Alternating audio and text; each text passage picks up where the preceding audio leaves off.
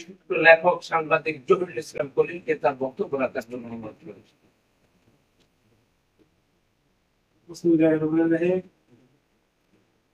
বৈষম্য প্রতিরোধ ফাউন্ডেশন কর্তৃক আয়োজিত আজকের ইফতার পার্টি ও আলোচনা সভার আয়োজিত আমন্ত্রিত অতিথিবৃন্দ ও ফাউন্ডেশনের সম্মানিত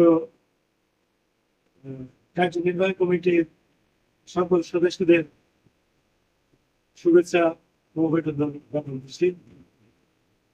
আজকে ইফতার পরবর্তী এই আলোচনা সভার আমাদের বৈষম্য প্রতিরোধ ফাউন্ডেশনের কার্যনির্বাহী কমিটির সদস্যবৃন্দরা বিভিন্ন পর্যায়ে দেশের বিভিন্ন পর্যায়ে গুরুত্বপূর্ণ ইস্যু নিয়ে আলোচনা করছেন। এর ভিতরে আমাদের দেশে সবচেয়ে বড় ইস্যু হচ্ছে জাতীয় মূল্য। 5ই আগস্টের পরে আমরা একটি সরকার দেখতে পাচ্ছি। আমরা এই 6 মাস অতিবাহিত হয়েছে, 7 মাস চলতেছে।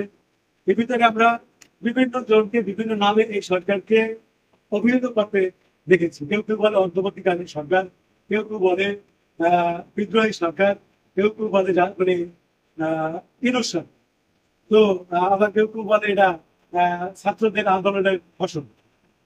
তো এটা যে নামে যে এখন আমি ডক্টর মোহাম্মদ ইউনূস সাহেবের প্রতি বিনম্রভাবে অনুরোধ করব, দেশ আজকে দেখতেছি অভিভাবক শূন্য হিসাবে যে যেভাবে পারে সেভাবে দেশের কর্তৃত্ব ফলানোর চেষ্টা করতেছে।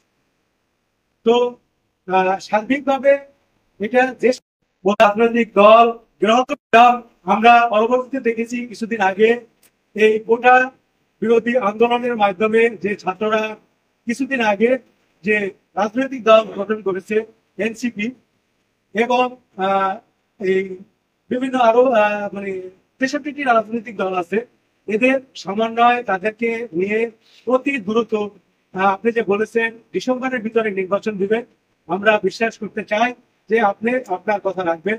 আপনি সারা বিশ্বে আপনার সুনাম আছে, বাংলাদেশে আপনার সুনাম আছে, আপনি নোবেল অর্জন করেছেন। আপনার উপর আমরা বিশ্বাস করতে চাই যে আপনি ডিসেম্বরের ভিতরে নির্বাচন দিবেন।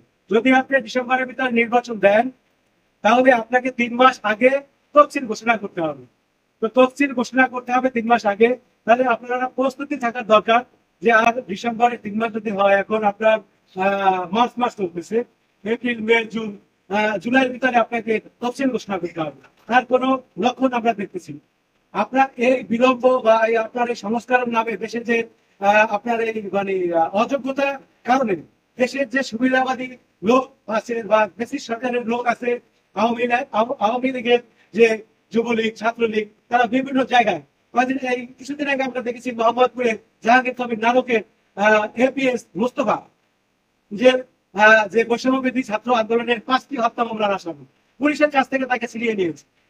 গতকালকে আমরা দেখেছি আপনার এই যে বাসভবনের সামনে থেকে ডিসি কে সাধারণ এই যে আমরা দেখছি শাহবাগীরা তারা ওখান থেকে আসে আপনার ওখানে পুলিশের উপরে অকথ্যভাবে হামলা চালিয়ে পুলিশের পোশাক ছিঁড়ে নিয়েছে। এটা কিসের লক্ষণ?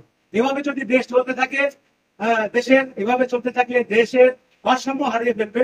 দেশের মানুষ যা যা মতো করে যা মানে দেশের কোনো মানে ভারসাম্য থাকবে না, দেশ অরাজকতা তৈরি হবে। তাই আমি আপনার কাছে বিনীতভাবে অনুরোধ করবো, আরেকটি কথা না বললেই নয়। আজকে যে বক্তারা সকল বক্তারা বলে গেছে যে মানে কুষ্টিয়ার মাগুরার যে একটা পারিবারিক একটা মানে তার মেয়ে তার বোনের বাড়িতে, তার শিশু বোন 8 বছরের মেয়ে তার বোনের বাড়িতে বেড়াইতে গিয়েছে।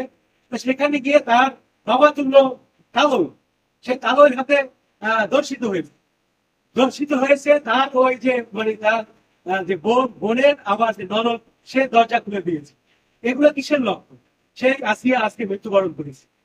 আমরা এর মানে দুঃখ এবং এর সমবেদনা জানানোর ভাষা আমাদের নেই।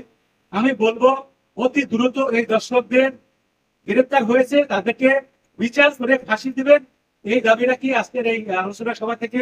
এবং অতি দ্রুত নির্বাচনী তফসিল ঘোষণা করবেন। নির্বাচনী তফসিল ঘোষণা করে একটি সুষ্ঠু নির্বাচন দিয়ে যারা দেশের মানুষ ভোট দিয়ে যাদেরকে নির্বাচিত করেন তাদের কাছে আমি আপনি ক্ষমতা হস্তান্তর করে আপনি সুন্দরভাবে বিদায় দেবেন এই আশাবাদ ব্যক্ত রেখে সকলকে ধন্যবাদ জানিয়ে আজকের বক্তব্য আমি শেষ করছি এবং অনুষ্ঠানকে সমাপ্ত ঘোষণা করছি। সকলকে ধন্যবাদ। আসসালামু আলাইকুম।